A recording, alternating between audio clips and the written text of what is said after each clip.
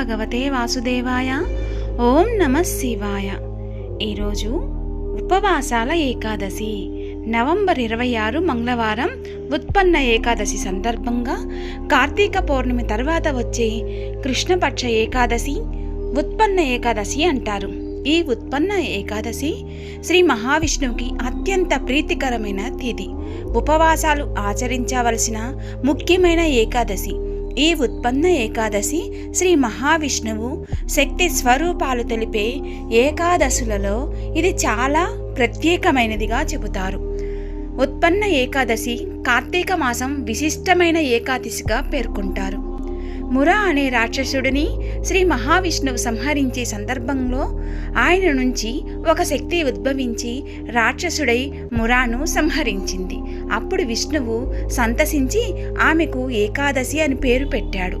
సప్త మాతృకలలో ఒక స్వరూపమైన వైష్ణవీదేవి విష్ణువు నుంచి ఉద్భవించిన శక్తి స్వరూపాలలో ఒకటి. అందువల్ల ఉత్పన్న ఏకాదశి తిథి జయంతిగా భావిస్తారు. ఈరోజు ఉపవాసం చేస్తే మంచి ఫలితాలు ఉంటాయని పురాణ వచనం.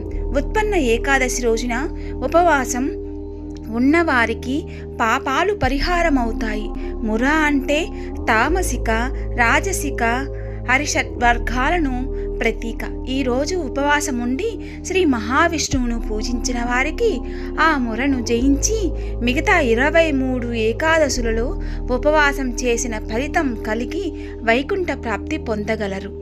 వితంతువులు ఈరోజు ఉపవాసం ఆచరిస్తే ముక్తి పొందుతారు. ఉత్పన్న ఏకాదశి ద్వాదశి రోజుల్లో తులసిని పూజించడం ద్వారా ఎన్నో రకాల వ్యాధుల నుంచి దూరం కావచ్చు. ఈ రోజున కొన్ని తులసి దళాలు నములుతూ ఉంటే రోగ నిరోధక శక్తి పెరుగుతుంది. ఏకాదశి నాడు ఉపవాసం ఉండాలనుకునేవారు ఆ తిథి మొదలైనప్పటి నుంచి ఏకాదశి గడియలు ముగిసే వరకు ఎలాంటి పక్వాహారము తీసుకోకుండా ఉండాలి. మరి కొందరైతే కేవలం నీటితోనే మాత్రమే గడుపుతారు.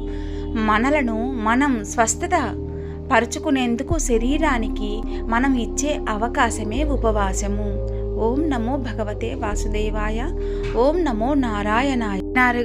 ఉత్పన్న ఏకాదశి అంటే ఈ వీడియో మీకు నచ్చినట్లయితే తప్పకుండా సబ్స్క్రైబ్ చేయండి, షేర్ చేయండి, కామెంట్ పెట్టి లైక్ ఇవ్వండి.